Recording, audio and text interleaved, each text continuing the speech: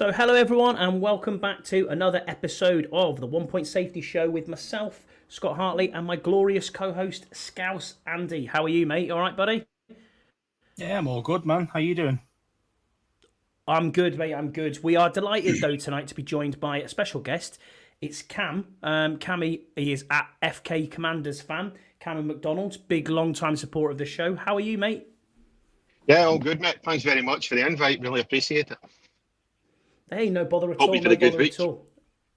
Oh, we've had a great week. I mean, it's one day closer to the weekend, and as we were just living it up before we got on air, 6 weeks until we fly to the States. So, sorry to rub that one in a little bit. But, we'll start off with our sponsors as always. So we are Dunstable Town FC's Talk of the Town podcast sponsor this year.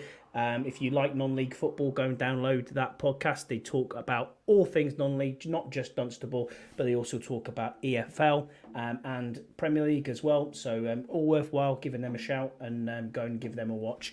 We're also sponsored graciously by Oddballs. So if you want to have a beanie or you want to get some bespoke boxes, go across to myoddballs.com and they will be on there. They'll be happy to help you out.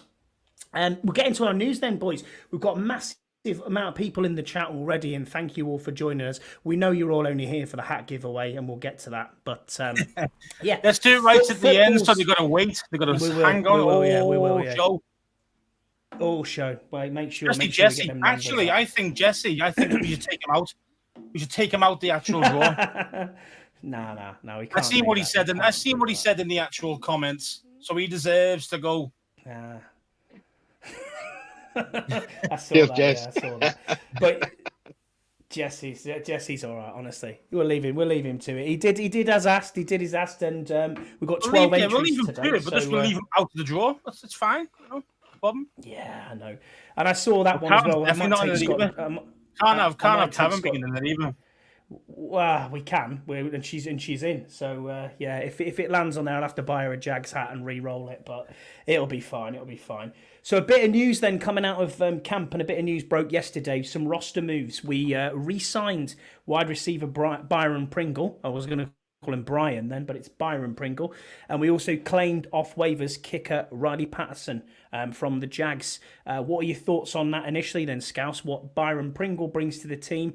In what is an already crowded wide receiver room, and Riley Patterson as a kicker.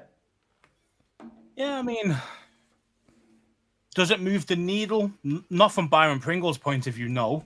Patterson does, just purely because Patterson's actually just a better kicker than it was a Chris Blewett's backup. You know what I mean? So if you're Chris Blewett's backup in the XFL, or whatever the hell he played, you know that guy's dog shit. So Patterson's obviously a lot better, big upgrade on that.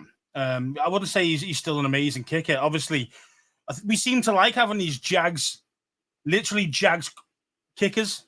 Like, what's this about? I know Brandon McManus and now he was a scumbag on the plane. Patterson. And then you've got Patterson being booted out for, what was it, because the sixth rounder drafted one, didn't he? Drafted a kicker, didn't he? Well, I mean, I had to look last night. I actually said to the missus, we sat on the couch, I said, we've signed this kicker from the Jags, and she went, well, we've got a kicker, we drafted one. And I was like, oh yeah, I'll have a look. And this lad's never missed an extra point in his entire collegiate career. Yeah, but have you ever heard of a guy called Roberto Aguayo? Nope, can't say I have. Yeah, well, this guy was a superstar coming out of college. I don't think he missed a field goal at all his whole career. He won that kicker award, I think. I can't remember the name of it. He went in the second round to Tampa. Second round. Wow. And he was a bum. Absolute bust. So I'm hoping the same thing happens to the Jags. Ooh, tough words. I like it, we also we know what Pringle's about, so he didn't answer about Pringle. We know what he's. We know what he's about. He's a tall, big body receiver, but according to Dan Quinn, they were asking about that he's looking at kind of using him for kickoff returns and special teams. So, if that's what he is, that's what he's going to be. And at best, to be wide receiver, I'd say 5 on our list. At best. Yeah, and to make sure we got these moves done, we released Dymere Bird and wide receiver Dax Milne finally has hit the road, Jack. People were saying, he's going to go to Denver. I don't think he will go to Denver with their quarterback situation over That there. was a especially hard, when he's situation. That must have been so hard for Dan Quinn to go. Yeah, I just don't know who's what he dropped from the wide receiver team. You know, Dax Milne and fucking Darren Beard, whoever his name is. Fucking hell. Which of my living I'll let go. Easiest thing of all time, that is, isn't it? Really? I mean, he's off to stack shelves in Walmart, mate. That's what's going to happen. But yeah, he did steal Zach Wilson's girlfriend. So hey ho, it is what it is. So there you go. And yeah, we've got a question on this actually. And Cam, I'll come to you with this question if that's all right. It was from Richard Cameron. He said, with Byron Pringle re-signing to add depth to the wide receiver room, does this mean Dyami Brown is now for the chop? I don't know. I was looking at the roster. The one thing, I'm not a Dyami Brown fan. I think you maybe are aware of that already. But other than Bryson Tremaine, he's really the only receiver we've got that can stretch the field at all. And that's the one thing, our receivers are all much a muchness. And that's the one thing about Brown where I think he's almost worth wide receiver 5. Depends if we hold 6 or not. If we hold 6, I think there's a spot for Brown. If we only go 5, I think Dyami Brown's out the door. Yeah, I mean, it's a funny one because I heard them talking today and Dan Quinn's mentioned it in a couple of press conferences now, what Dyami Brown's going to bring to this team. And I mean, I'm looking at this and I think you're right. If they hold 6 receivers, then there's possibly a spot there. I mean, for me, I think the top 3, as you would call it, are you got McLaurin, you got Dotson, you've got McCaffrey. Them 3 are definitely making the roster. I think Zacchaeus is making the roster as well, as probably wide receiver 4. And then Crowder and probably Pringle. I mean, I don't know. Dyami Brown's on the bubble looking in, but I mean, I'm looking at our roster now and Kaz Allen, Dyami Brown, Jamison Crowder, Davion Davis. We've got Marcus Rosemary, Jack Saint, undrafted free agent. We've got Mitchell Tinsley, Bryson Tremaine, and Zacchaeus as well there. So 9 wide receivers just doesn't work. There'll be a couple of practice squad guys there, but and the thing is, I'm not sure where we go. Cam was right. He said, they are much of muchness besides the first 2 or 3. Anyone could be cut out of those. The rest of them, really, after the first 3, and it wouldn't be a massive shock if you see one of those guys go. So yeah, I say it's a as you say, it's a big room at the moment, but the amount of quality, it's all about kind of unfortunately like D-level wide receivers after the first 3, so anyone could go. So yeah, I agree. Scott's put a comment in here. Scott G saying that Terry, Dotson, and Luke after that they're all on the bubble. What I said. Yeah. I think. Yeah.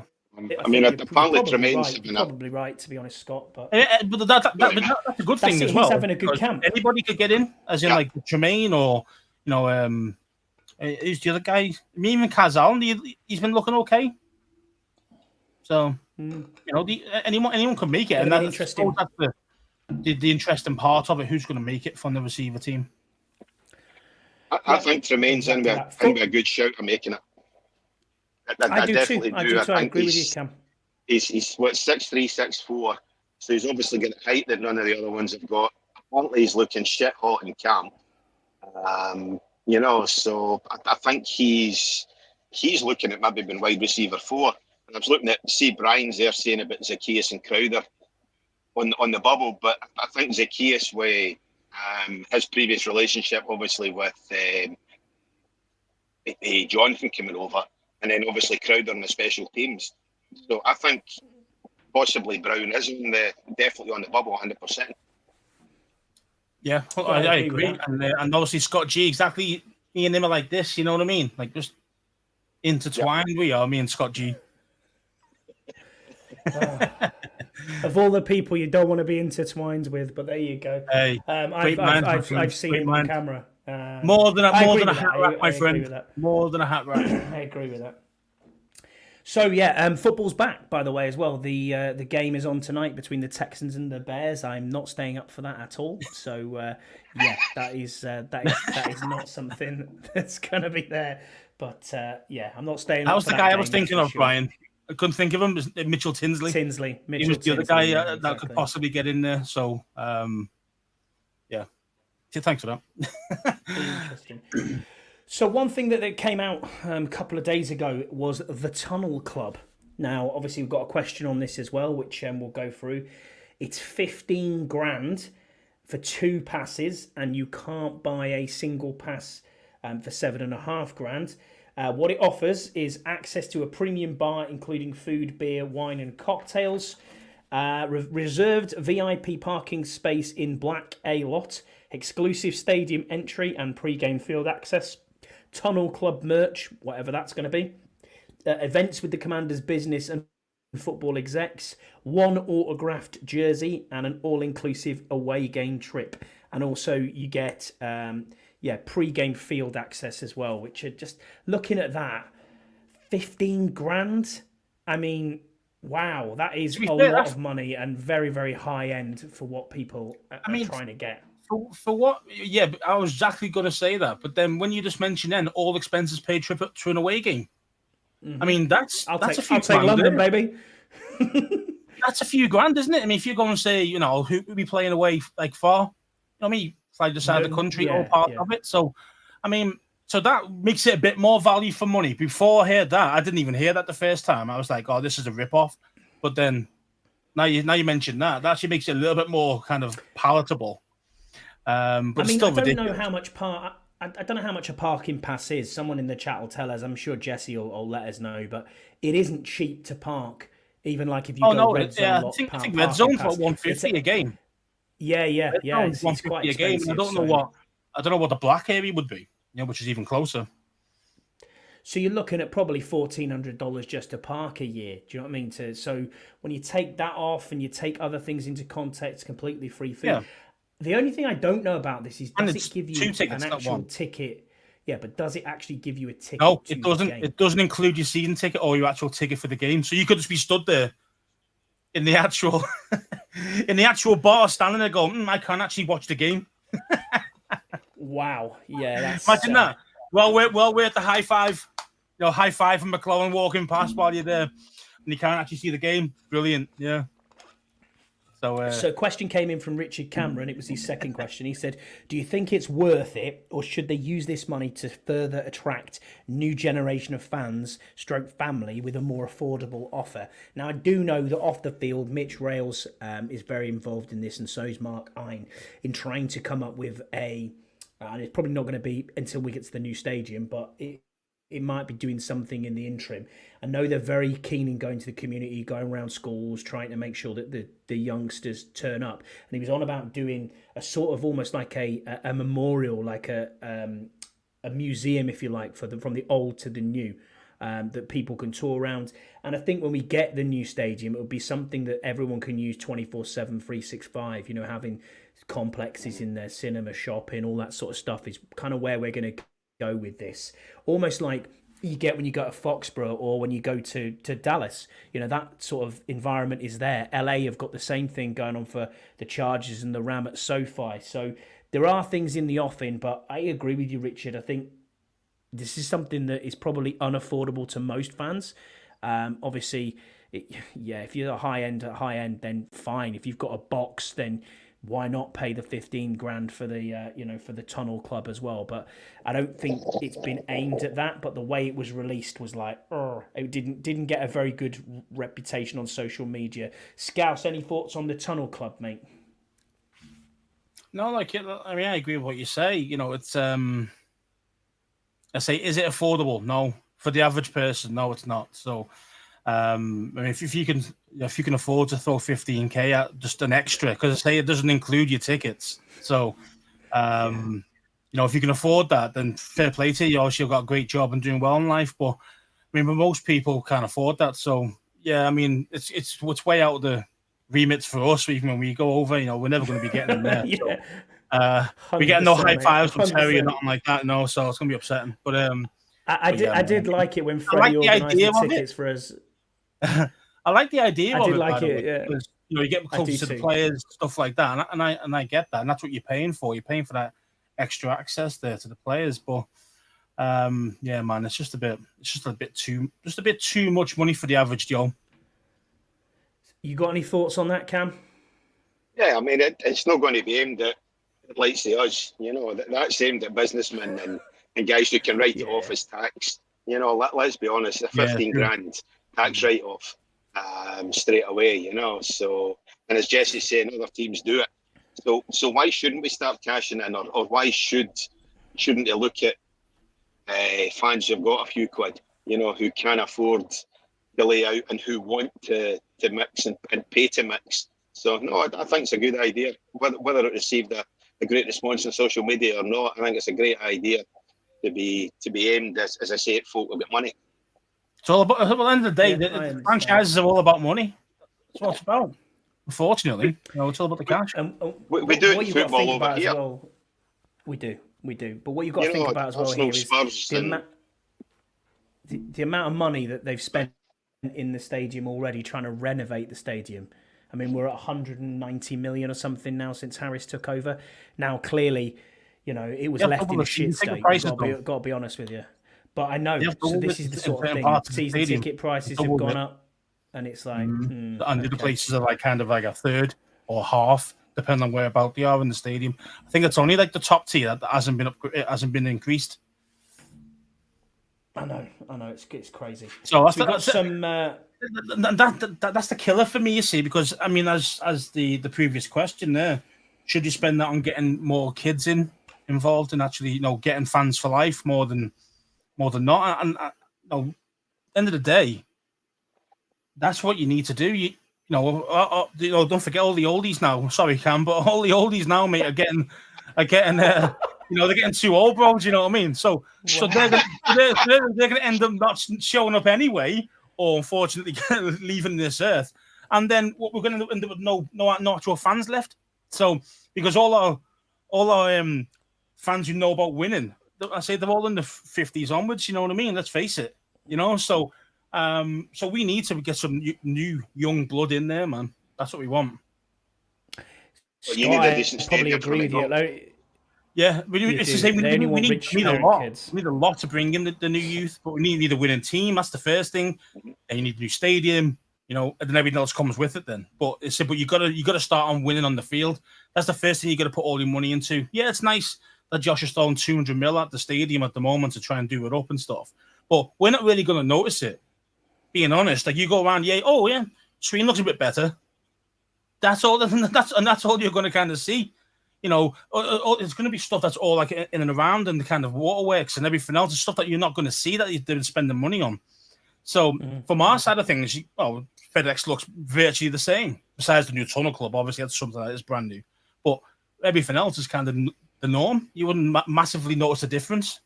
So it's like, but the fans, the normal fan, has noticed that the tickets have gone up by a lot. So. And we're not a winning team yet, so this is why you got to be careful there. The business side and the football side, you outprice people; they're not going to show up. And we're already bad fans at this moment anyway because we don't win. So half our fans don't show up anyway. So you got to kind of get that balance right, man. You don't want to alienate the diehards either. So, especially when we start winning, then obviously things change. We'll all come flying back, and everything else follows from there. That's why we've got to have a winning team, man. That's the first thing. I agree. So training camp notes. I've got some training camp notes. So the pads are back on. It's day 2 of padded practice, which is great. The fans are there as well, loving it. It's great to see the lines. 2 sellouts at Ashburn, completely sold out. I don't want to see the bad side of it where people have been trying to sell tickets online and not giving the tickets. So if you've been that sort of person, then F you. That's not a good thing to do. There's been some quite loyal fans who've been kind of screwed over the last couple of days, which is not great to see.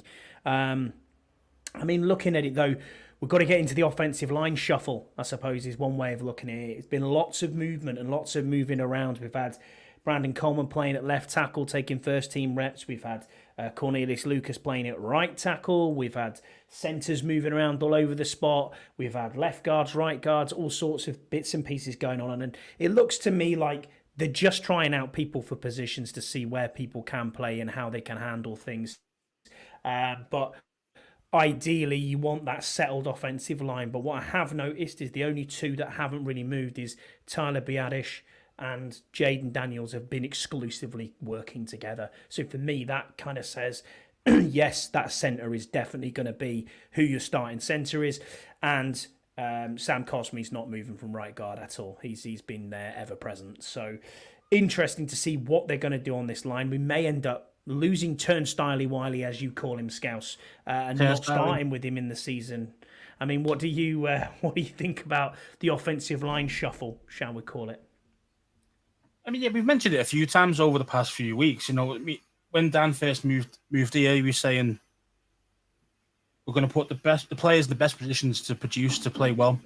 So at the moment, everything's up for debate. Besides, obviously, as you mentioned there, the centre and the right guard. Everything else is kind of up for play anyway, or for real competition.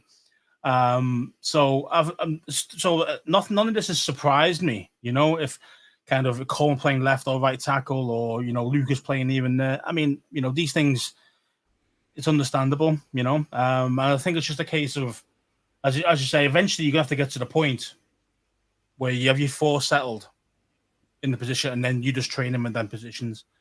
It's nice to have the position flex. Good old Ron's words, but you also need specialists as well. And this is the thing, you see. This is what annoys me sometimes about position flex. Now, don't get me wrong. I mean, I think if you're at the NFL level, I think like if you're an interior lineman, though, center, you can probably play guard. See what I mean? A guard can probably play center as long as it's not crap at the handoffs. So the snaps and that. So no, naturally, there's that interconnectivity right there that I think that players should be able to do that. Just because it's not massive. You better go. It is different. It is obviously a different position, but people can do it. Do you know what I mean? Like, it's not much of a big step up or big change where you're going from guard to tackle. That's different. You know what I mean? That's a big thing. So it's kind of, that's why tackles tend to fail, or guards or tackles in the college end up being guards in the NFL, because it's just a different beast being out tackle. I do like the idea behind the Biadasz and Jaden being continually all game, all day. However, I do like to know, like Stromberg or whoever's number two. Who's number two at the moment? Center. Yeah. He's playing. It's Dieter at the minute. It's Dieter. No, it's Dieter. Yeah. Dieter's been playing. He came in from the Texans, and he started a lot of games. He's 60 games. Yeah, so he's experienced, and the thing is, as well, is that, again, he can play guard. So really, you just want a little bit of, again, continuity with Jaden as well. If Jaden's going to be your number one starter, which everybody, even the blind man, can see it, do you know what I mean? That he's going to be our starting quarterback, barring injuries. So you do want to get them, just in case Biadasz goes down. I mean, it's not like, that many centers have we lost. Yeah, if you lose him, it's like we lose two centers a season, don't we? At least, and we play on our third guys all the time. So you need to make sure that that Jaden's comfortable with both guys. That you don't see a massive drop in performance if Biadasz does go down or something like that. So, but again, it's very early in camp, so I get it. You know what I mean? But I think those things have to be addressed too. Yeah, I'll come to you with this next couple. Obviously, we talked ad nauseum about Jaden Daniels looking good. We had the NFL Network guys, Ian Rappaport, there today. Mike Garafolo was there as well. Some good interviews that he had, one with Bobby Wagner and one with DQ. So yeah, it was interesting to hear their thoughts on what they thought of the Commanders, and that we're going to win games this year, and that we've got people like Eckler and Ertz and others and Wagner that are going to make a difference in leadership on and off the field, which is great to see. But yeah, I mean, I'm not going to get into Jaden Daniels because we know he looks good. We know that that's happening. But people who have stood out, Cameron, one for you, Mike Sanderstill. Obviously, that's your boy, Scouse. He has been an absolute standout in camp so far. So do you think he's going to do the business for us as a rookie? That's the first thing I'd written down, actually, in highlights of training camp, was Sanderstill. Good. He definitely looks as if he's having a great camp. I think as a DB, he's going to be real quality, and I think he's going to make that safety position for certain. It's just a matter of who else is going to be playing at the cornerbacks or free safeties or whatever. Forbes, they're certainly giving them enough chances. Let's be honest. Forbes is definitely the guy who's getting chances as well to make a starting corner spot alongside St. Ghost, as Scouse calls him. St. Ghost, you got it right. You know what it is. You know what it is. He's looking good. Frankie Louvu's looking good, as you say. Daniels is looking good. And I think it was great to see Johnny Newton really, really stepping up to the plate as well. Good to see him getting first team reps and ramping them up as well. So it's not as if they're saying, well, you're only going to take half reps or go at half pace or something like that. So, and apparently there's a lot more to come from him as well. So even the D line is looking as if it's going to be outstanding as well. Yeah, that's good. And the only bit is the edge, isn't it? That's what you've got to be worrying a little bit about, is how are the edge sides going to perform. And I suppose we can get into that a little bit more. Others that have been... Go on, Scouse, mate, you go. Sorry, but scheme could work well with this. We've got serious disruptors in the middle of the D-line. You know what I mean? So if you've got solid edge guys, okay, they might not be getting you the 10-sack games, 10-sack seasons or whatever. But if you can just get those guys who can set the edge and don't lose contain, let the guys up the middle do the business. Do you know what I mean?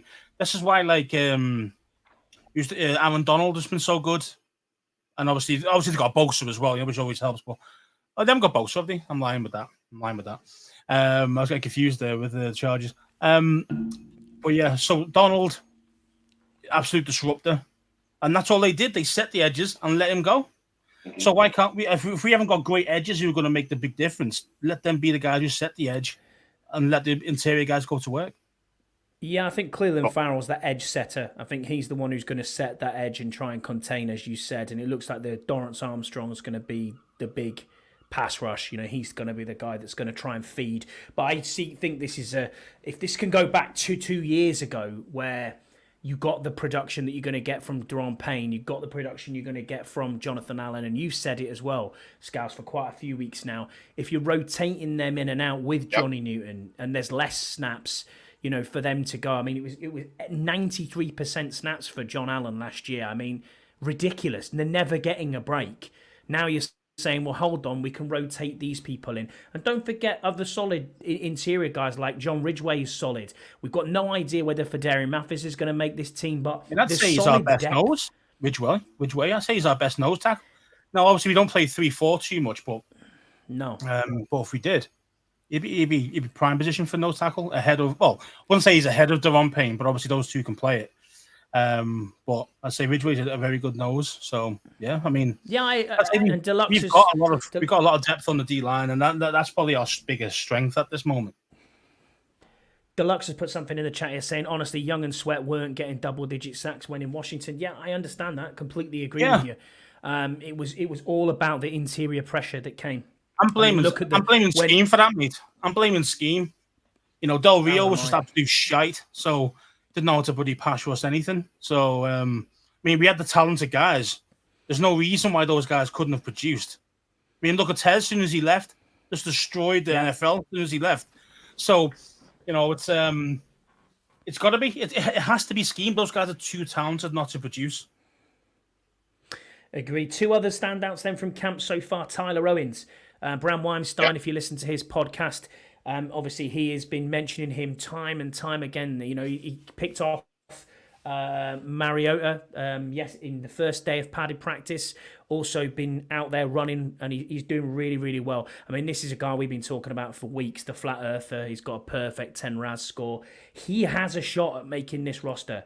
He has a shot at making this roster at safety. And then you mentioned it earlier, Cam, Bryson Tremaine. He's always the first one out, and he's the biggest wide receiver we've got, and he's making plays. So it's, what do you do? And Jesse, we've talked about this as well in our WhatsApp chat.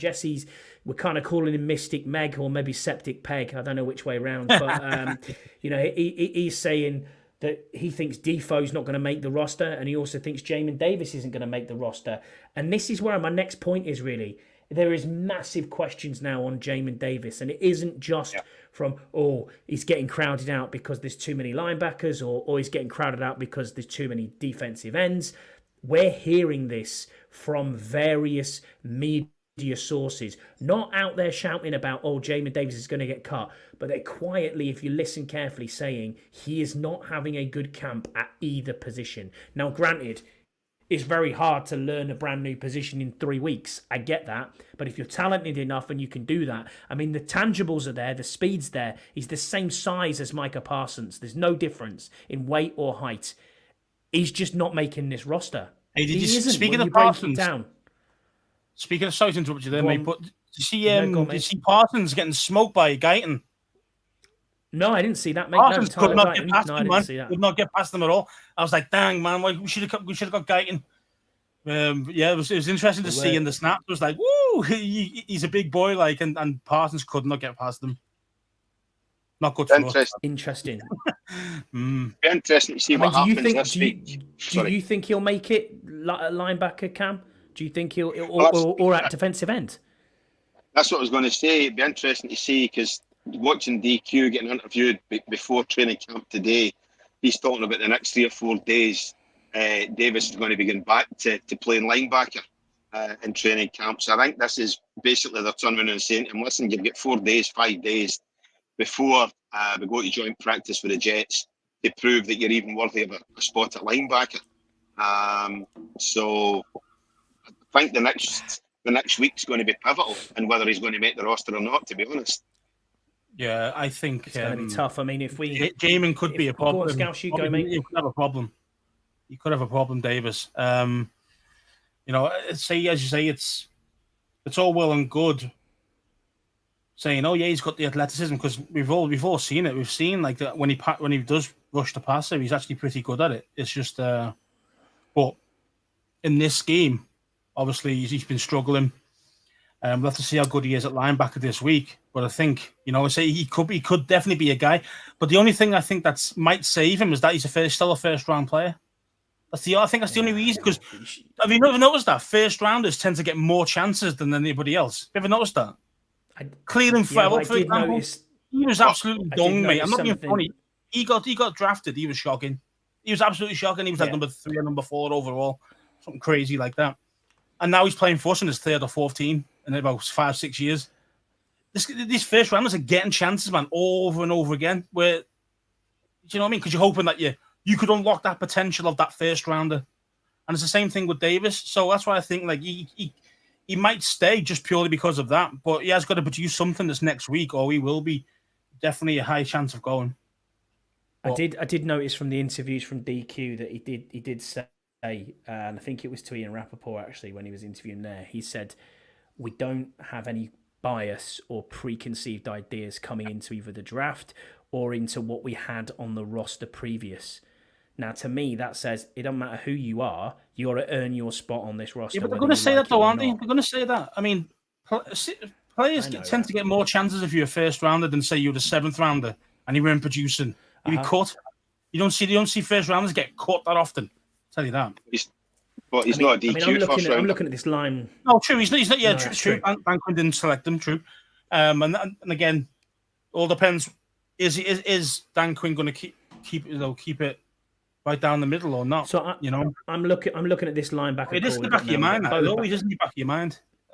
Thinking about we've got Bo Bauer, we've got Jamin Davis, we've got Keandre Jones, we've got Frankie Louvu, Jordan McGee, Anthony Pittman, Bobby Wagner, and Michael Walker. Now, Walker is having a really good camp. Pittman is having a really good camp. Louvu, McGee's having a great camp. And Bobby Wagner's obviously there as well. That's 5 linebackers straight away. So now, Jamin Davis is not above any of them. Then if you look at the defensive end side, I mean, Armstrong, Farrell, Fowler Jr., you've got Jalen Harris, KJ Henry, Javonte John Baptiste, Andre Jones, and then FA as well. He isn't getting past any of them either. So that, to me, doesn't... His position will be linebacker. I think he'll be... I think he'll be linebacker 3. I do. I don't even think he'll be 3. I think he'll be linebacker. He could be linebacker 5. You could say McGee. You could say McGee might take linebacker 3, but you know, in the day, he's still a rook, you know, so you would like to rotate them a little bit at the start, unless he's unbelievable straight away. But most of the time, they're like, you need a little bit of settling in period. So I would be, if we're gonna take 4, then I think he definitely makes it from that angle. I don't think these other guys, Walker or the other guy, I don't think they're going to be. Pittman.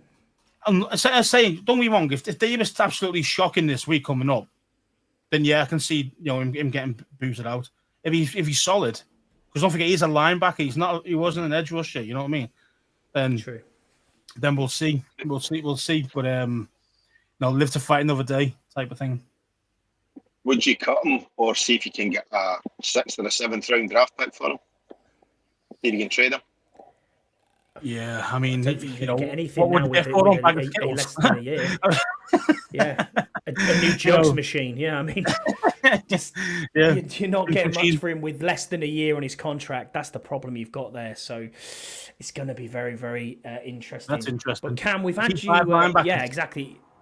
Who gets the practice squad? Yeah, good shout.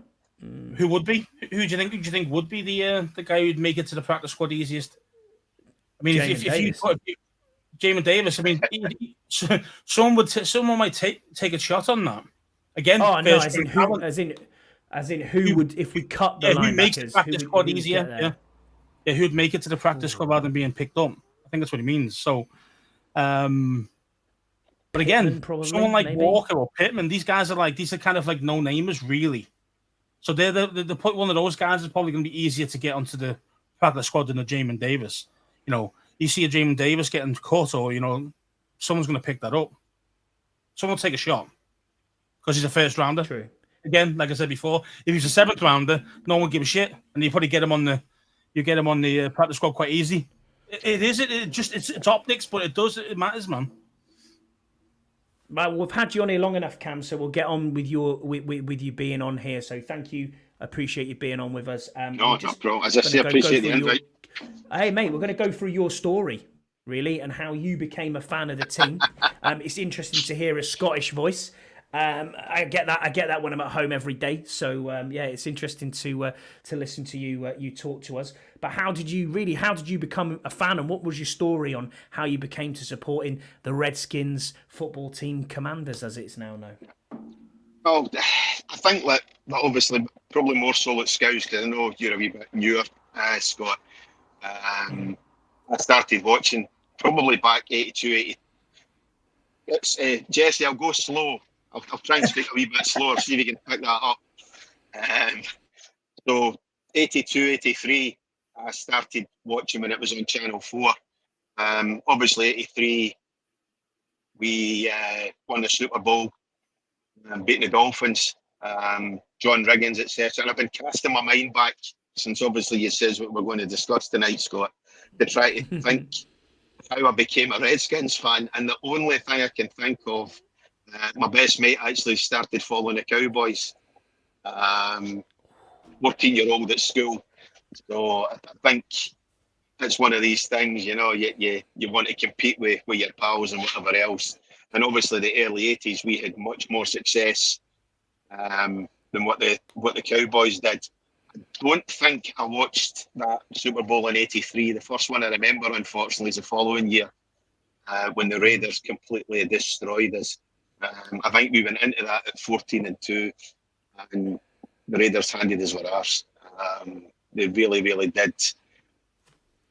I think we were expected to go in and win, clear favourites to repeat, but we obviously lost that Super Bowl.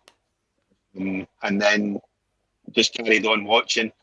The team obviously has won 2 more, beating the Broncos and then obviously beating the Bills. But sort of probably late 90s, I kind of fell away a wee bit. Still kept an eye on the results, but wasn't watching it as much. And it's hard for us, though, isn't it? Especially them years. It's so hard for us to actually get access to the matches anyway, isn't it, really? Well, 98, obviously, Channel 4 dropped American football. And I think it was a couple of years before Sky picked it up. So there was no way to watch it. And it's one of these things, if you're not getting easy access to it, it's very, very difficult to follow. And then a few years ago, for various reasons, there's a few things coincided, and it was more college ball I started watching, pretty religiously, watching college football, and then started again watching. It was still the Redskins at the time, and then went back to the Washington football team, and then obviously the Commanders, and really probably for the last 5 or 6 years, it's again not missing a game on TV, be it the Zone or be it the NFL Network or dodgy Fire Sticks or whatever else, So we've all been there. We've all been there, mate. Don't worry. That's great, man. So who's your college team then? Says you watched a lot of college ball. It was, believe it or not, it was Auburn. I thoroughly enjoyed watching Auburn. Again, I'm a Clyde football team supporter. I'm a Washington, whatever you want to call it, Redskins, Commanders football team, and I was an Auburn supporter. So pretty much, if I follow you, you're jinxed and you're going to be shit for goodness knows how long. It's mine and your fault, Cam. It's mine and your fault. That's it. It's your fault. That's it. Yeah. I mean, were you still a fan when Cam Newton was there? No, that was after it. It was after it. As I say, it's only maybe 5-6 years ago. I got a new knee, so I was obviously off work for a while. Yeah, Cam was a Gators player originally, you know. Do you know that? Yeah. Cam Newton. And then he moved to Auburn because he did something dodgy. And the days before the transfer portal as well, obviously. Yeah, hashtag stolen. You know. Stolen laptop. Stole laptop. Got caught. Auburn benefited for that because they went out and won the college football championship that year with Cam Newton as well. So, and number 1 overall, he went as well. So went 1 overall to Ron. Yeah. See, Ron got lucky there. He fell into a situation where he landed on a quarterback that could actually do something. So he got lucky there. Was it?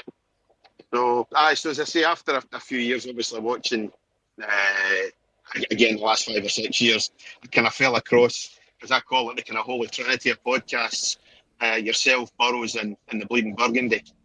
And that was it from there, Hanging on there since. Well, we appreciate you. We appreciate you always being in a chat and being on with us. So that's why we got you on. We love our chat, and we love people who send questions in and everything else, because this is what it's about, mate. It's about, like, me and Scouse. We could just talk crap for an hour and a half every week, no problem whatsoever. Easy. But we've genuinely built up a brotherhood with the other pods as well. The social networking side of it. I didn't think I'd have, friends for life out of this, and I've got friends for life, which is awesome. So in a weird way, that whole COVID thing brought us all together, which is pretty cool. And man, we really appreciate you being with us, man. And it's been downhill at all my fandom. So you've known the good times, which you can still cling on to. You can cling on to. Yeah. Scouse, you know the good times too. I don't hate you, and I don't hate anybody, Scott. At all. I don't know much about the good times. I tell you that. I mean, I was still young, man. Dislike is a word. I know I've got a couple of years on you, Scouse. Not many, right enough. I'm younger than what do you mean, mate? You seen this face, mate? It looks like 25. This face. Hey, I think you're trying to get Hartley's beard. I can't go shit. I don't know about that. No, I can't. That makes two of us, Scouts. So keep trying. One of these days, you'll be a real man. Don't worry about it, mate. Yeah, I know. Yeah. Where's your Just for Men? Where's that gone? Hey?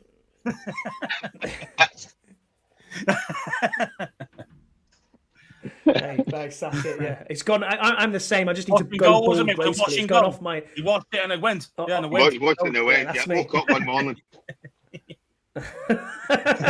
That's me. Yeah, exactly that.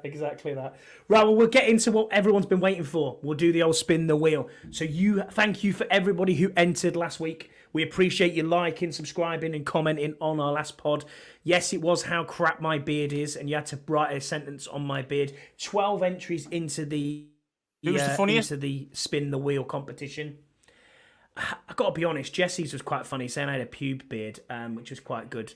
But there's quite a few there. So what we'll do is we will pop the wheel up onto here, and hopefully we can see that. If you can't see that, I apologise, and I will try and get on the wheel and give it a spin. Please let me know, Scouse, if this does spin. But in here we have Rob Morrison. Am I Tim excluded because I'm on the Yam. show tonight?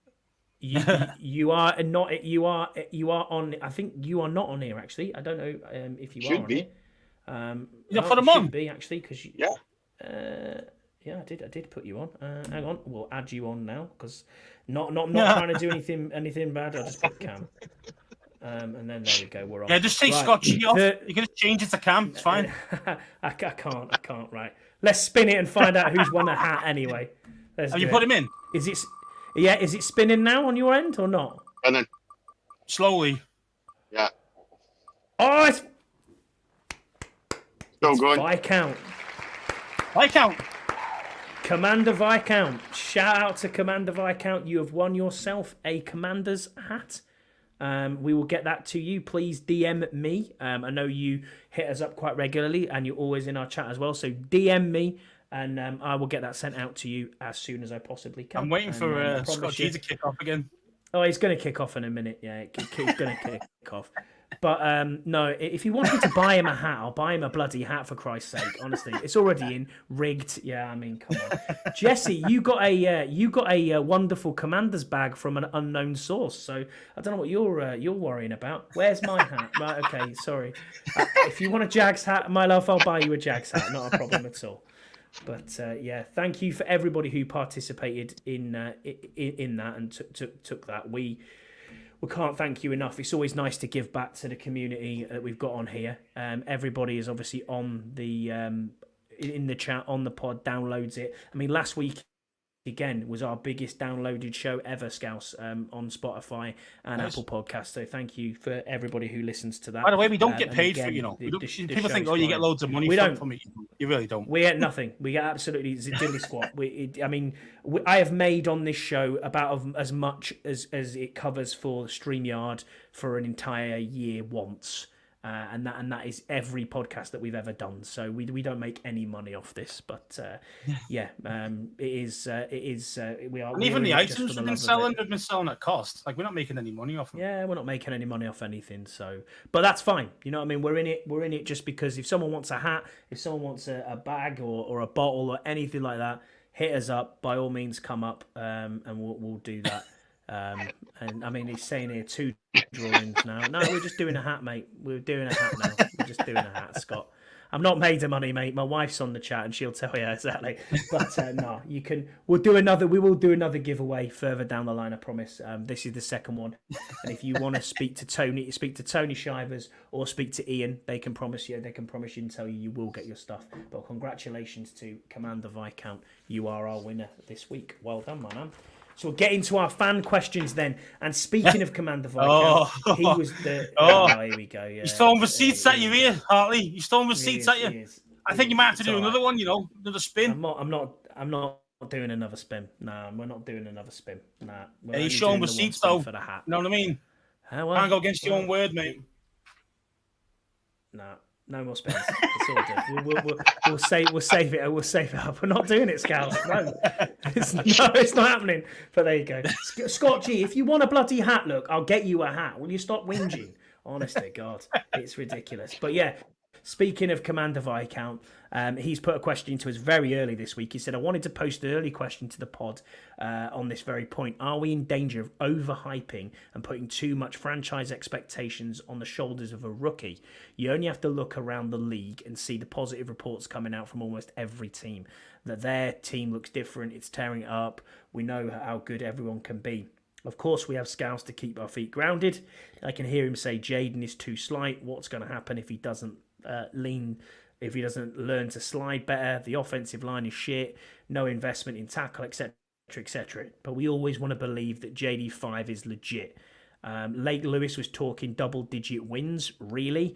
I just think we need to stay grounded. I wanted to get your guys' thoughts on Lake Lewis's comments and how we stay realistic, knowing that we all want JD5 to be a hit and a long-lasting success that comes with it.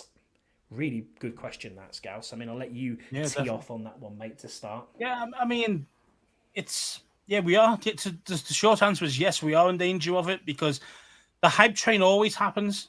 It always happens every year. We say the same thing. No, we got to take it easy. Don't think about it. And then I just start seeing some good plays being done over the camp, and then you start seeing a bit more and a bit more. And you think, oh yeah, this is the difference. We're going to win it this year. Look at the time we had Fitzpatrick come in.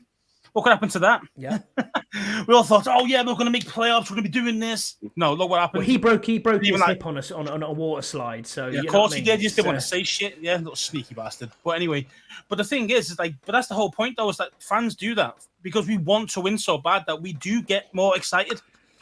And you want to, and you want to do so well, and that's the problem. You see, is that you put that expectation on a guy. You know, either he's going to rise to the challenge and he's going to take it on the chin and, like, you know, water for duck's back and everything's fine, and he's going to be a stud, or they fall apart. And you only find out the true mettle of a quarterback, especially rookie quarterbacks, is when they're having bad games.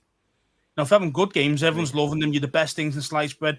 And that's what he's always got with an LSU. Oh, you know, what a player, this and that, the other. Everyone's licking his arse.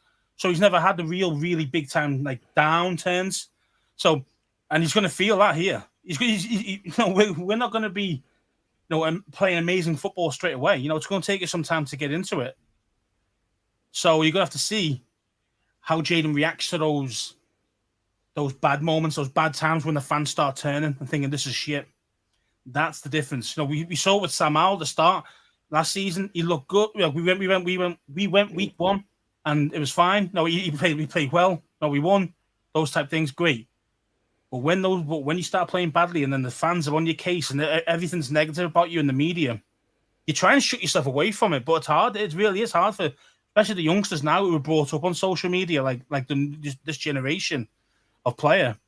You know, it's very difficult to keep your head in the game and not think too high or too low. Do you know what I mean? Keep yourself even keel. I mean, he seems to come across that way, that he is even keel, but you don't know until you see him really feel that pain when everyone's hating on him. I don't want to see that. Do you agree with Paul? Do you agree with Paul in the chat here? He said the difference this time is we've got coaches that will adapt and improve players. Yeah, I'm just looking at that, and I was watching B-Rob getting interviewed today, and he's talking about the difference without actually coming out and saying the difference. But he's talking about this year they've got an offensive coordinator who can scheme a wee bit better, who wants to be more versatile, who wants to involve more in the passing game, the running backs in the passing game and things like that, you know, and make use of things like that. Where obviously we know last year, as you were saying, Scouse, Sam Howell looked great for the first couple of games and then realised we didn't have a running game last year under obviously EB. So yeah, I think this year there is going to be a difference for the coaches. I think not only the coordinators, but the positional coaches as well. You know, so we know like Anthony Lynn's going to improve on the running game, and if the coaches are going to work together, I think we will see that bit of a difference. But again, it's coming down to the O-line, and it's coming down to is JD5 going to hit the ground running as a rookie? You know, irrespective of how much quality coaching they get and how good the scheme is, if JD5 looks like a rabbit caught in the headlights, if the offensive line lets him down, we're not going to be any better, you know. I think we are basing our hype around the fact that Daniels is going to be quality. You know, the line's going to keep him in one piece. No, the coach in the world will not fix that. But this is what happens, though, isn't it? It's like you want to see the best, like as in like you're thinking best case scenarios. The O-line's going to hold up. It's going to be fine. Jaden's not going to get any hits. He's not going to take anything. He's going to be like all the time in the world. He's going to just pick everyone apart. It doesn't work that way, you know. So, and that's the problem. Is that in preseason, this is what you get all the time. Like, I mean, how many times have we messed around? But like at the time, thinking about it, going, "Oh yeah, we're getting 12 wins." No, Canada Mike style, 12 wins every year, and then what do we get? 6, 5, 4. You know, so and that's why I try to keep myself from going too high up straight away. It's like I want to see them playing in real games. I want to see them start, gradually get better the first 3-4 games, and then if we're still on that upward trajectory and we're doing okay, even if we don't win every game, but as long as you're going up and getting better, then I'll start to go, okay, maybe we've got something here. Otherwise, after 4 games, you already know where we're at after 4 games. We're going to be near the bottom, or we're going to be mid, or we're going to be in the playoffs. So you can virtually tell it from the first 4 games. So, yeah, I mean the Buffalo game last year basically showed us how our season was going to go. But we sneaked the first 2 wins, and then the Buffalo game we basically get the wake up call. From then, once the Chicago game, that was it. I was like, no, this is all over. Do you know what I mean? Like, this is it. It's done. So, and okay, yeah, the players felt that as well, Scouse. What's that mean? I think the players felt that after the Chicago game as well. You can tell all the that's when they sold it. Boom, that was it. Yeah, and then it was a slog. And when players think it's a slog coming in every single day to work, it's it's so hard to get a winning team back when your players are all feeling like that. So, how motivated you are or how good you are as a coach. There's only so much you can do. In the day, the players are the ones who play. So, right, our next question then, and I'll come to I agree, Paul. Cam with this one. It's from Tim Towner. Tim Towner always offering us questions. Great host as always. He's always in the Discord chat as well. He's a good guy. He said, besides Jayden Daniels, who is the rookie that you'll be counting on too much just to step in and be a big contributor in the first year? Go on, Cam. I think it is going to be Sana still, isn't it? Really. I think the expectations that we've got for him, okay, Johnny Newton was picked above him, but I think he's going to be part of the rotation, whereas I think Sanistrel is going to basically step into that role. So I think he's the one that we're going to be big expectations on. And I think Brandon Coleman as well. The 3 of us have already mentioned the line tonight. By all accounts, Coleman's starting to look as if he's getting a grasp of playing tackle in camp now. So he's starting to look good at left tackle. So I think it's going to be the 2 of them. I hope. I really, really am fingers crossed, hoping that Coleman is the real deal. It's just like, if you can just hit that one, and obviously the QB, obviously, but those 2, that's where you really want them to really stand out straight away. And if they can, then you've had a grade A draft already, even though it's only 2 out of 7 guys or 8 guys that we done, we picked up. But yeah, man, I really hope Coleman can do it, man. I really hope, because, as I say, the depth there is piss poor. Not being funny. And to say Jayden Daniels, we know about his slight stature. We know some of these Madden hits that he takes in college. You see him go absolutely flying. The ball goes flying the other way, and he's gone the other way completely. When some guy, and that's college guys hitting him. So imagine what these NFL dudes are going to do to him. You can't afford to take hits like that. Our O-line, there's loads of question marks at tackles both sides. So I'm just a bit like, I just hope, touch wood, that Coleman can be the real deal for him. I think if he can, you can get away with a bad right tackle, because Jayden can see it coming. Do you know what I mean? Where you can't see it from the left, you can't see it behind him. So that's why left tackle. That's why it's a premium position. So if he can get even just good, like decent play, not even like amazing play, just decent play, solid play, then Jayden will be okay.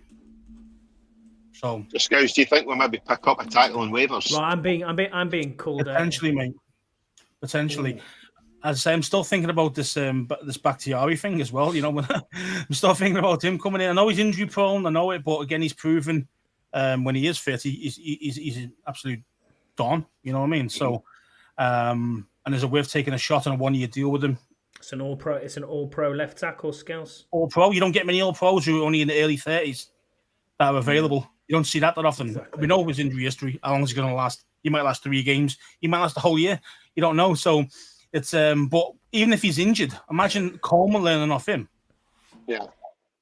You want to pay 15 million of an all pro left tackle. Even if he gets injured and he misses after 4 games, he's gone or whatever. Coleman would get a lot out of that. And Jesse, yeah, it'll be more than 15 million, Cam. That's for loves sure. It. He loves it. Jesse loves it. He loves the idea. He's just playing this game with me. Like, you think, so, this is it. This is it, man. Just bring him in. Just give me some proven quality on the line, please. I don't want what ifs. I want guys who actually can do it or have been proven to do it before. And then Coleman can produce. And say if you give him an extra year as well, lay under someone like that, the season after he could be an absolute stud. Just saying. Right. I'm being called out here, so I'm gonna have to do another spin. I did say two. I said one for a hat and one for a hoodie, and I was right. And I'm right. I'm a man of my word, and I won't go back on my word. So add the spinner to the stage. Yeah, that's what I mean, man. If you've got receipts, you screwed me. You've got to do it. Yeah. I know. Watch it now. It'll probably end up being and we'll see who wins. It's the same names. It'll probably be Cam. Viscount. Piss him off. It's been by me. Oh. It's Tim Towner. Tim Towner. Congratulations to Tim. Tim is our winner. So again, that's Viscount with the hat and Tim Towner. That's a painful one, mate. Send it over to the States. So I'll get on to Tim. You'll take that with him. I'll get it to him. Now, what you'll do, you just get it from NFL.com, whatever, the American site. Yeah, I'll get, and then we'll get it set. We'll get it be sent easier out from like there. that. You get it in 6 weeks, Tim. No postage. No postage. Yeah, exactly. Oh, yeah. We'll see you in 6 weeks. Tim will bring it out. Yeah. He lives in like Denver or something like that. He lives miles away. So, Tim's like, fine. I don't know. You might not be. Don't shoot me. I don't think he is Denver, but it's he is quite far away from DC. It's fine. But receipts is receipts. I'll get it sorted. But there you go. Yeah, don't rig it. Exactly, Jesse. I'm not rigging it. Right. So Tim's second question. This is weird. Like Viscount puts a question in. Bosh. There you go. He's won. Tim puts a question in. Bosh. He's won. So I don't know. Anyway, interesting one here. Said second question. The Olympics does no longer hold a special part in my soul. Maybe I'm just old. But some of these sports are they really sports like BMX? Is this something anyone older than a teenager cares about? If you feel the same way, what other sports do you question being included in the Olympic Games? Well, I'm glad darts isn't in the Olympic Games because I can't imagine seeing Andy Fordham, the Viking, any 25 stone of man in trainers being an Olympic athlete. But yeah, I agree, Tim. BMX, no, not Maybe shooting's in it though, isn't it? Archery's in it. Isn't that similar type thing to darts? Just a bit further away. But a little bit further away, yeah. Maybe. No, but it is, I mean, did you see the Turkish guy who? Did you see the Turkish guy doing the shooting who turned up and didn't have anything or no eyes on, just had a pair of glasses and just went bang? I've won a bronze. Happy days. Was it silver? Was it silver? Yeah. And that's the thing for me. I wouldn't say I'm not annoyed with like certain sports, as in why they're in there, why they're not. That doesn't piss me off. But what pisses me off this year is that they're letting, again, it's going to go into political stuff now. It's the boxing. Yeah. The women's boxing. Oh, I know what you mean. See, the guys are punching fuck out of the girls, And these girls are just like training for 4 years solid to get there. Then all of a sudden they've got to take on a biological man. And one basically started crying for 45 seconds. Couldn't say, I've never been hit that hard in my life. Yeah. You know what I mean? And it's like, wait there a minute. This is like, it's ridiculous. It really is. Now, that could go into, political things, but that's what pisses me off more than actual sports. Mm-hmm. Sport for me is, I want to see all sports being involved. Even cornhole. You can put cornhole in the Olympics. That'd be cool. We used to get, weirdly enough, I look back and used to get an Olympic medal in town planning. It's awesome, isn't it? You know what I mean? Right back in the day when it first started. But yeah, the athletics start next week, Tim, and that's kind of where it's at. Track and field is that is the Olympics really for me. I get that we're very good at swimming, we're very good at rowing, we're very good at doing things on horses, equestrian, that sort of stuff. Very good at sailing. I always think track and field. Well. I always think track and field when it comes to. I do too. I do too when it comes to the Olympics. I mean, Jesse here is like BMX skateboarding should be in it. Yeah, I do as well. As I say, it's a skill. It's a skill. No, archery's a skill, but archery guys don't run. You know what I mean? So what's the difference there? I get you. Might as well put 9-ball in there as well. Put some 9-ball build in it. You've got football. You've got basketball. You've got You've also got rugby sevens in. I Yeah, mean, but are they really they're obviously Olympics? no. Yeah, They're but sports, aren't but are they? they Olympic sport? I don't know. I don't know where it's all got a bit diluted, but no, Well, I appreciate that, the question, What do you Tim. think? But fair point, Jesse. No, what do you think? What do you think, Cam? No, I think I'm on the board with you. I think the IOC's lost all credibility today.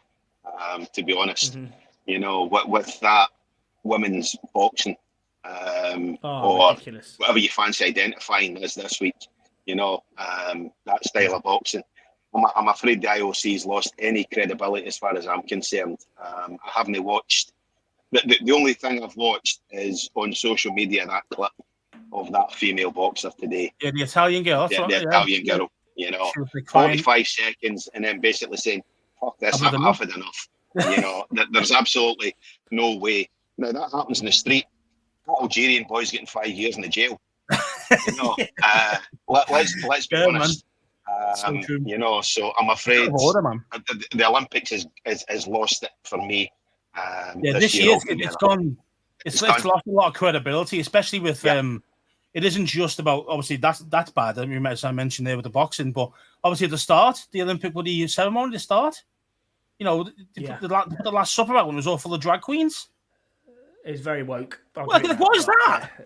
You know, that's like if you did that to. I know it's not politics, but if you did that to Islam and Muhammad and all that, it'd be fucking world war out there now in Paris. I know. You know, but us Christians let it slide. You know, and it's like, oh, wait a minute.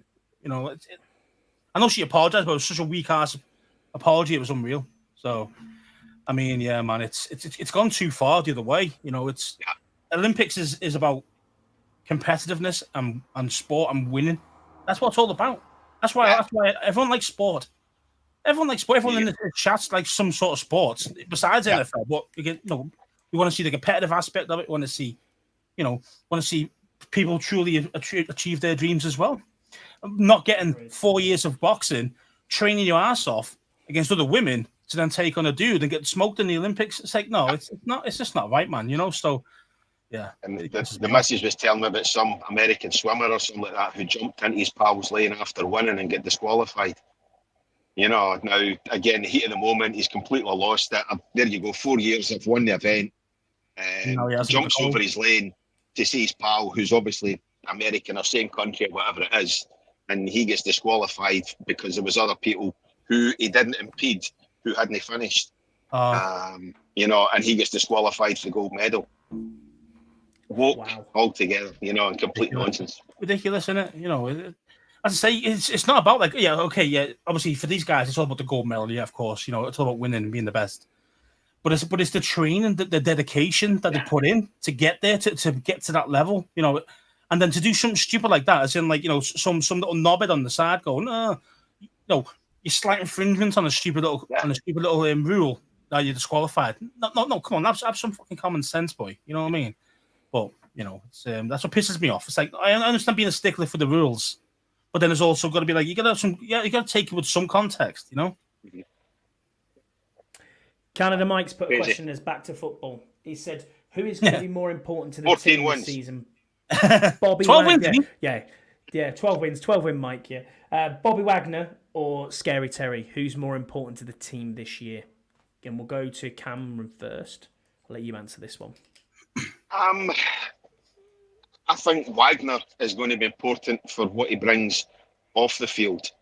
You know, for what likes of Jordan McGee, Jamie Davis, if he makes the roster or whatever, you know, what the linebackers can learn from him, and obviously what he's going to bring to the dressing room as well.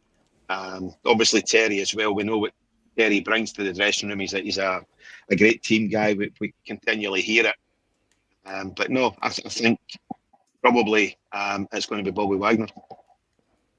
Yeah, I agree with you. Also with Bobby Wagner, when we look at the way he's going to impact this team, he's also, we've seen it already, telling Cosme, I knew which way you were going to pull on that play. He's telling, you know, offensive teammates, this is what I can see where I'm sitting in that middle linebacker slot. This is what I've learned. And also looking at the way that he's a surefire Hall of Famer, first ballot Hall of Famer, no problem at all. And this is a guy who is out there that you can learn like a sponge from, not just on the defensive side of the ball, but also the offensive side of the ball. All these rookies who are coming in as well. You're looking at him and saying, yeah, he is gonna show you how to be a professional. Not that Terry won't do that. I think Terry will be more impactful on the field because of what he does for the team. He's always 1,000 yards. He's always going to score you touchdowns. He's always going to be that contested catch guy. But I think Bobby overall will be more important to this team and the cohesion of the team, if that makes sense. Yeah. Scouse, what do you think? Yeah, I think it's a clean sweep for this one. Yeah, it is Bobby. We've not had a linebacker like him. No, for a long time. I mean, the closest guy. Fletcher. That's the closest guy, and even then, I mean, he's not even he's not in the Hall of Fame. Don't get me wrong, Fletcher was great, but he's not Bobby Wagner. You know what I mean? Like, there's levels. You know what I mean? And he's just underneath Wagner, but still, this is what I'm saying. Wagner's like, he's the glue, but he's also the true. Like, people get called captain, but he's the real captain. Do you know what I mean? Mm-hmm. A true leader who keeps everything together on the field, and that's why he is the most important guy. Terry's great, you know what I mean? And as you say, he will give you 1,000 yards. He will give you, a few touchdowns here and there. But Wagner's going to play at just a different level that we're not used to seeing on defense. Like, what we're not used to seeing in our team on defense. And even though he's getting old, I still think he's got a few years left in him, and hopefully he can produce for us. Got run stop in the league on stats last year. Yeah. Yeah, I know, and the top tackler as well. Like he was the top tackler. Yeah, for a guy who's 34, something like that. Yeah, 34 now, is he? Moving on, Canada. My second question, Scouse. He said, looking at the schedule combines and combine that with the draft, free agency, and how training camp has gone so far, will you be like me, astoundingly shocked if any team puts more than 21 points on us this season? Hey, Mike, have you seen our corners, mate? That's what I was going to say. Have you seen our corners? Yeah, I mean, I can't see a lot of teams doing well against the run against us. I can't see them doing a lot in the run game against us. But the pass game's still an issue, as I say. It all depends on how well our pressure is up front. If we get big time pressure up front, reduces the time the QB's got, which means either poor throws or they just can't wait long enough for the deep ball to beat the corner. So that's the important dynamic there. If we don't get enough pressure, the QB is going to burn us because our cornerbacks aren't that good. Let's just face it. I hope Forbes is going to be a lot better, but he got burned again today. See that Terry deep ball for Terry? Yep. Deep ball. I mean, it's a great throw, don't get me wrong. Jaden put it between Quan Martin and Forbes, like on a dime, but it just kind of worries me. Do you know what I mean? It just kind of worries me that the cornerbacks there. So, we'll have to see. And also as well, stay healthy. The good players have got to stay healthy. Yeah. So for me, I can definitely see teams score more than 21 on us. Cam, I'll come to you with this next one. This is from Yam Sensei. He is Yam Starch on X, always in our chat most of the time as well. He said, in light of the recent Davante Adams comments, even as foreign fan in your circle, do you really experience the miserable factor to a point where you think we are the worst? Also, what do you think of DC as a city? Now, we can come to that one. You've been to DC as well, Cam, have you? I don't know if you have or you haven't. No. Next year will be my first visit. So awesome. No, I ain't been there. So next year? I'm next year. Cool. Definitely next year. Everything's sorted. Well, holiday time and all that's booked. So yeah, I'll be there next year. Nice. How do you know when it is? What do you? I don't know what week it is. It's going to be the first 3 weeks in September. Okay. Yeah, that's it. Yeah, it's just the whole month. I'll block book 2 weeks off. Yeah, happy days. Yeah. Do we get the miserable factor that Davante Adams talking about? I think we do. I really don't. I'm just trying to think of his experiences at FedEx. He played at Green Bay.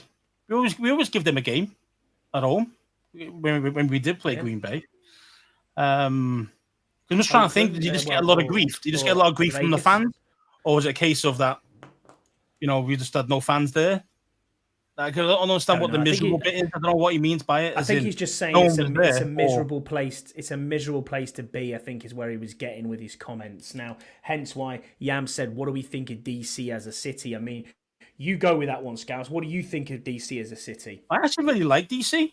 It's actually really nice. I mean, you can walk around everywhere and you know, okay, there's probably places that are rough, you know, but most of the time that I've been staying in the main bits, it's really, really nice. It's very clean. It's, you know, it's some great historical monuments there, great museums, loads of things to do, loads of bars, loads of things to do. It's a great city. I mean, I hate big cities normally. Like, for example, I hate London, for example, because it's just too busy. I hate too busy. You nailed it there. You know, where DC is not like that. You know, it really isn't. I mean, yeah, of course, there's loads of cars and stuff, but it doesn't feel that way when you're walking about. It doesn't feel like it's just too busy. It's too in your face. You know, like New York feels that way. You know, where DC doesn't. It's a different. And considering as the capital city, it feels different. It just has a different feel to it. And that's why I actually really like DC, to be honest. What do you think? Yeah, I agree with you. Where we're staying and where we have stayed the last couple of times has been fantastic. Never any issues at all with where we're going around. Yes, you're right. There are areas of DC and obviously the bordering areas of the DMV, but it's the same as everywhere. I completely agree with your analogy. This is not like London. If you go to London, it's always massively touristy, and there's so many people around. I mean, it's touristy at DC because of all the monuments and museums. Yeah, absolutely. It feels different. Exactly. It doesn't feel that bad. And when you say it's a clean city, I agree with you. You don't walk around and find trash everywhere and, you know, think to yourself, oh, this looks awful. Maybe that's just how it is in the tourist spots. But I love, like Burrows does, I love just going to the reflection pool and just sitting down and going, do you know what, I'm going to spend 25 minutes here thinking about nothing and just having a sit down, going to see our old mate at the the monument. It's awesome. You know what I mean? It's awesome. But yeah, you do have a good metro system as well. You know, I completely agree with you. And we're lucky. You don't want to drive in the city. I've seen how they drive in there. It's a bit rough, it's a bit dodgy. That is a not bit gonna lie. Every vehicle, all the cars are banged up, aren't they? Yeah, they're all banged up, aren't they? All fucking dented in. Yeah, man. Even like really nice cars just dented in because some dickhead just goes into them, and you don't fix it because you know it's going to happen again the next week. You know what I mean? Like it really is really crazy how they drive there. Like that is true. But in general, but as a city, we really love it. We really love it. I mean, the Lincoln Memorial is awesome. You know, going down there, looking at things like Arlington as well, amazing. And then, as you say, museums. Like I could spend an entire day in the Smithsonian and just sit there all day doing nothing. It's brilliant. And yeah, I can't wait to take. Is it still the space one, or did they change it? Because it used to be space, didn't it? It was dinosaurs. It was dinosaurs. Big thing last time. Yeah, it was big. Yeah, it was massive. But the first time I went, it was all space. It was awesome. Like, really was, and it was free. Actually, free to get in as well, which is totally free. Yeah, it's amazing, isn't it? You know, it's not it's not getting ripped off like our ones. The hot dogs outside are very expensive, though. That's for sure. Yeah. But yeah, it is. It is. Anybody who's going this year, do they want to swap a couple of weeks in Gran Canaria for a few days? Yeah, I know. Hey, Tony might be interested in that. So Richard Cameron's our next question. He said, after watching Receiver on Netflix, it's funny, this is exactly the same thing. He said, Adams appears to be pretty miserable about everything, including his own team, not just his visits to Washington. So, yeah, we got on that. If you haven't watched Receiver yet on Netflix, give it a watch. It's actually a really good show. I was shocked at actually, I couldn't remember where St. Brown had been picked in the draft, and the way that he remembers every single player that's been picked before him, and he's looking and he's going, and he mentions Diami Brown, and I was like, no, Cadenza, what are we doing? We've got the wrong one. But yeah, it's. I agree with you, Richard. He is a miserable. Yeah, I just think Davante Adams has just been one of them guys who he probably feels let down by every club he's been at, to be honest. I mean, you think about it, right? You know, you always, when he was at Green Bay, yeah, you know, at his peak, he probably was the best receiver in the NFL at one point. Oh, no doubt. Along with Rodgers throwing to him, but then it was always about Rodgers' other weapons. Didn't have any other weapons, give him some weapons, and it was all about that. That was the narrative over there for a long, long time. And then he finally gets traded, where he goes to play with his best friend, Derek Carr. And look what happened to Derek Carr. He got traded about 3 weeks after he got there. So now he's like, oh, I'm stuck with this fucking douchebag who's the quarterback. I can't really call my name now. Aidan O'Connell, isn't it? Aidan O'Connell, yeah. Or the guy from the Giants. Yeah, crap. You know what I mean? And so he's thinking, fucking hell, I'll just move from here. Gardner Minshew is there as well. Done again. Minshew, yeah. So he's probably well pissed off. That's another reason why he's probably always got a face on him. You know what I mean? I think he's playing for New Orleans to be all right. I think he'd be happy again, you know? I think he probably would be. Paul Fiana Turner, who's in our chat as well, he is at having a Radox on Twitter. He said, how do you think the coaching touchline behaviours will differ to the last few years under Ron? Arms being unfolded is the obvious starting point. So yeah, I think it's going to be hyped. I think we're going to see a different sideline. We've obviously brought these people in like Dave Gardy, who's there to make sure timeouts are done on time, to make sure the analytics side of it works, where in-game management is working. So DQ's already said that's who he's going to be speaking to in the booth, which is pretty cool. I think having clear boundaries in coaches as well, by saying, right, I'm the DC, I'm the OC, I'm the head coach, and then you've got the other coaches there. There isn't so much noise, but you can hear the coaches on the training field, and I think that energy is going to be the same on the sidelines as well, especially with the way that they run training at the minute. When they turn up, the first thing they do is running and through bags and shouting and hollering. I think that's kind of going to be similar to what our sidelines are going to be like.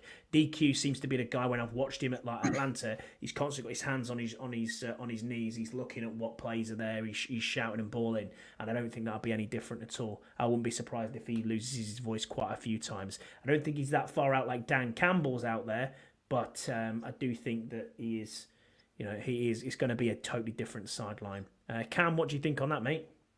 Yeah, I think so. I mean, DQ's basically, since he got the job, has been preaching playing with energy, obviously talking about the competitiveness and things like that, and everybody's going to fight.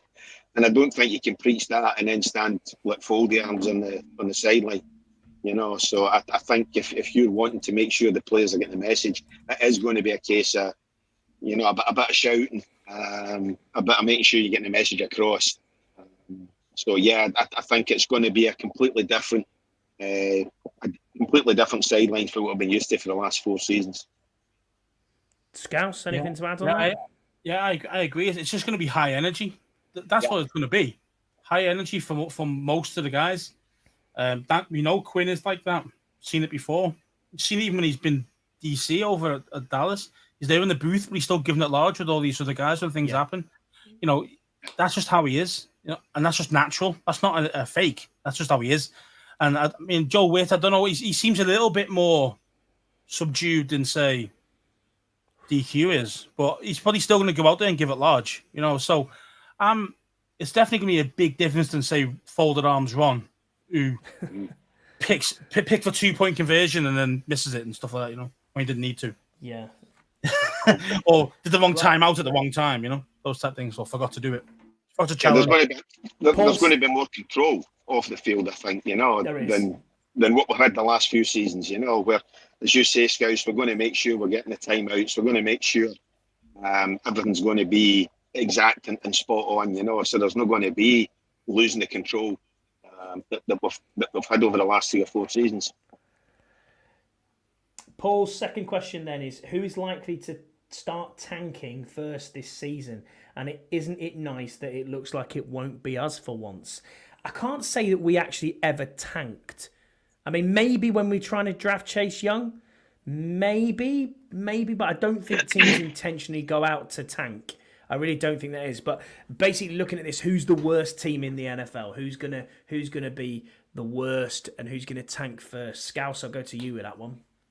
Oh, for me, this is an easy one. It's the Pats. Go on. Ooh, yeah, I mean, okay. Their team is absolute gash. It just really is. It's got no talent on it. And they're even thinking about Drake May. He might need a year to sit, the way they're talking. Because he said, "Oh, he's 100% good, he's good," but starting. then he sits on the bench for a bit. Like, okay, this is not good for him. But again, he's 21 years old. He's 3 years younger than Jaden, for example. So there's differences in experience there as well. So May might need a year maybe before he starts.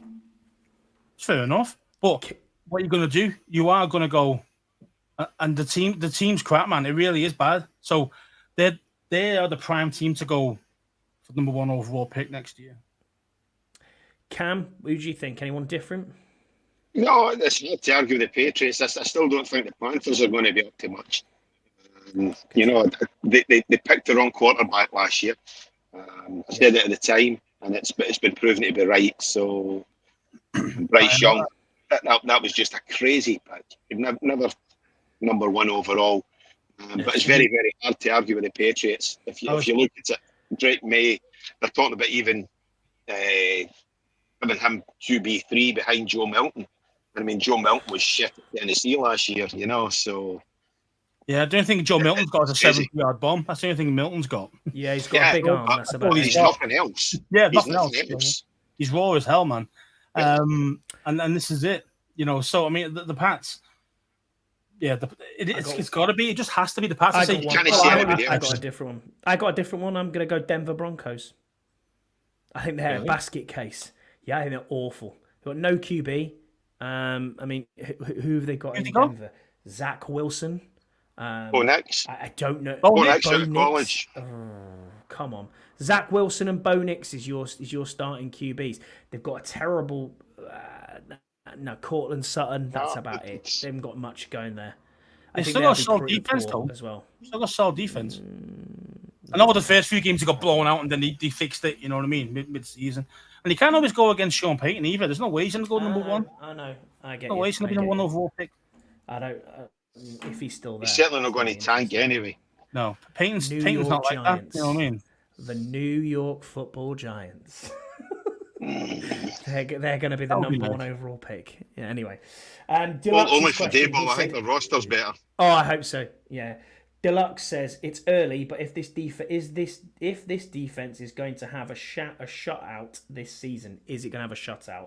Which opponent will it be, and which opponent would make you the most happiest? I'll go to you, Scouse, first for this one, mate. Cheers. And thank you, Deluxe, as well. I hope I butchered your question, by the way. Sorry. I mean, well, everyone's always going to want the Cowgirls. Everyone's going to want the Cowgirls, man. That's going to make you the most happy, isn't it? Yeah, that's going to make you the most happy. 100%. But do you think we have a shutout this year? No, no, we're not going to have a shutout at all. We'll be looking to keep teams to under 21. 20. So I agree. It's true. I say our corner's going to get burned a lot. So, but who could it possibly be against? Yeah, it's tough. The Giants. Yep, that's exactly where I was going. That's exactly where I was going. And that's my 2. So the Giants in week 2, shutout, absolute shutout, no problem. And what would make me the happiest? The fucking Giants. I can't stand them. They're actually taking over as everyone hates the Cowboys, obviously, but they're taking over as being the worst team. I hate them. I absolutely hate them. The Panthers, 100%. That's right. Yeah. That's a great shout. That's a great shout. I actually forgot we're playing them this year. So did I, to be fair. Mm-hmm. So, Cam, anyone different for you? Yeah. No, I think the Panthers, and I was laughing because I'm sure I thought the 3 were going to say the Giants even over the Cowboys. In terms of obviously what they shot out. I just like seeing Jerry Jones's face when he gets absolutely hammered in a match. I just love it. It's good, isn't it? So it is good. There's no better feeling seeing that on TV. I'd rather be 2 points down going into the last 10 seconds and kick a winning field goal against the Cowboys than shut them out, mate. Nah, man. Fair enough. I'd rather see like a 48-0 win. Absolute ball out like that. But go ahead then. Enjoy that one, Jerry. You know what I mean? Right, Aled, at Wales Commander on X. He's always in our in our mentions. Great guy. We've met him a couple of years. He's actually going on his own to Tampa Bay, game 1. I mean, that's dedication. He did this last year as well. He went out on his own to New York and went to the Giants to an away He game. just doesn't like you, mate. That's what it is. That's the reason why he that's doesn't what show it up. is. He like, met nah. me and went, nah, you're right. Yeah, maybe. He said, are you excited Probably me, for actually, the new remember. kickoffs? And do you expect to see more explosive plays? And I'll go with you, Cam. What do you think of the new kickoffs? I still don't know enough about it. That's why I'll probably want to watch this tonight, to be fair. Yeah, I watched a wee bit of XFL. So I think the setup is obviously different. And I think even looking, DQ getting interviewed today was talking about a focus on the kickers. So I think we're looking at a completely different. Well, it is different, So I think we will see more explosive plays. If the XFL's getting anything to go by, we definitely should be seeing some run, but some possibly even touchdowns, but certainly guys getting 30, 40 yards, 50 yards from kickoff. So I think it's going to be a lot about the coaching there and a lot about the scheming in against the kickoff to obviously try and keep a wee bit of territory possession. Sorry, Scouts, any no thoughts one on tongue that? there. I mean, I agree. I think there will be. I say it'd be exciting because it's something new. We've not seen the NFL before. I think it'd be more exciting, definitely, than just seeing, Jesse's boy Joey Slice smacking it through the actual post from 90 yards out, and and there's no play from it. To start again the 25. That was the biggest reason why I think kickoffs have changed, because it was just literally boring. It was robotic. It was boring. And this is the reason why they've changed it for this year. So it'd be interesting to see it. I say it would be nice to see how it actually plays out in the game. So tonight's Hall of Fame game might be worthwhile. Just watch it just for that. Yeah, that's why I want to just watch to get a it. little taster of it, because I say I don't really watch the XFL or the UFL or whatever it is that you watch, Cam. So it's kind of like I don't really know loads and loads about it. What's the real tactics of it? Now, obviously, we mentioned DQ mentioning it before about kicker placing the ball exactly this position, that position. So you got to be as a kicker running through like that, you still got to be accurate at where you're going to kick the ball. Mm-hmm. So that's going to be quite interesting to see what these kickers can do with the new rules as well. So more than just load of touchbacks, I think that's maybe why we're not bringing Sly back. Is because his kick is right. Let's boot it as far as we can. So when you've got Riley Patterson or Riz Ahmed or whoever else you're going to bring in, who can place it a wee bit better, you're almost looking at a place kick got in rugby. So you're looking at that kind of thing. It's almost like you're looking for that 50-22, aren't you? If you go that way, Yep. you know what I mean? You're kicking it into the corners and hoping to pin them back that way. So it'll be interesting to see how it comes. Maybe give it a couple of years, might see a few more rugby players transition into the kicking side of the NFL. That'd be interesting to see as well. Our last question then is Canada Mike. He's setting up, well, this is to all of us, so we've all got to do this one. He said, snog, marry, and kill with your bare hands. Margot Robbie, Taylor Swift, and Brian Daboll. Scouse, I'll come to you first. So who are you snogging, who are you marrying, and who are you killing with your bare hands? And it's Margot Robbie. Margot Robbie's the marry. Margot Robbie's the marry. Margot Robbie's the marry, 100%. Is Taylor Swift your kiss, or is Taylor that Swift. Brian Daboll? Well, snogging his baldy head you know what I mean? But in general, 100% it's going to be that. And even then, that's a close one between strangling Taylor Swift and Daboll. So yeah, it's a 50-50 there, Scouse. Yeah, I get that. Cam, what are you saying? Snog, marry, and kill. There's got to be Kill Dayball, that's for sure. Right, okay, yeah. I don't know, spending every night with Margot Robbie against obviously just a snog. So I think it's terrible, isn't it? So I think it's marry Margot Robbie and who shall have to snog Taylor Swift. Yeah, I think I'm exactly the same. I think I'm exactly the same as you. But I was going to say I'd have to kick her out of bed to get closer to Scouse. Obviously, you know what I mean. That's how it works. But yeah, it is what it is. No. But yeah, man, thank you, everybody in the chat: Deluxe, Jesse, Scott, Paul, Karen, Ian, Brian, everyone who's put a question in: Viscount, Tim, Canada Mike, Yam, Richard Cameron, Paul, Aled, and obviously Canada Mike as well. He's put a question out for us. Just want to say congratulations again to Viscount, who's won the hat, and Tim Towner, who's also won the hoodie. Cameron, obviously, you've been on with us for just over an hour and a half. We really appreciate your time, mate, to take it out with us. Obviously, you're always in our chat, always submitting stuff, and you've bought merch from us, so we cannot thank you enough. Can't wait to chop it up with you next year. We're going to have to do some sort of draft party again or something later in the season, some sort of where we all get together and do something in the UK side. That'll be pretty cool. But yeah, if you just want to shout out your social media, mate, and any projects that you've got coming up. Yeah, well, as I say, obviously, socials, FK Commander fan. And as you know, Scott, I'm starting my own podcast probably in the next couple of weeks about what's going to be soccer for all the Americans out there, or obviously football for the Brits in the chat. And it's going to be the Friday night football pitch. And obviously that's a project I've got coming up. So brilliant. Yeah, that's us, mate. Thanks very much, and really appreciate the invite to come on tonight, mate. No, wish you all the luck in the world with that. Stick around just for a couple of minutes while we get off. But yeah, thank you to everyone who's been in the chat, and we will catch you again next week. Anything from you, Scouse, before we disappear? Nope. All good, bro. Nope. All right. Thanks everyone for being with us, and we'll see you again next week. Bye.